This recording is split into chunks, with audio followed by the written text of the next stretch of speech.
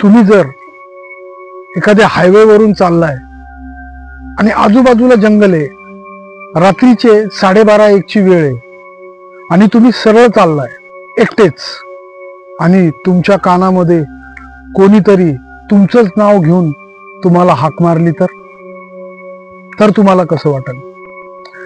तुम्ही त्या हायवेला एकटेच आहात, आजूबाजूला जंगल आहे आणि तुमच्या समोर थोड्या अंतरावर एक लाल साडी घातलेली बाई चालली असेल आणि ती तुमच्या समोर आहे, ती सरळच चालली आहे पण ती तुमच्याकडे वळून बघत नाही, तर तुम्ही काय करता?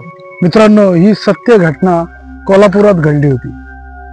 मित्रांनो, अशा सत्य घटना ऐकण्यासाठी तुम्ही आमच्या चॅनलला नक्कीच सबस्क्राईब करा. मित्रांनो, ही घटना आजपासून 10 वर्षापूर्वी घडली होती. ही घटना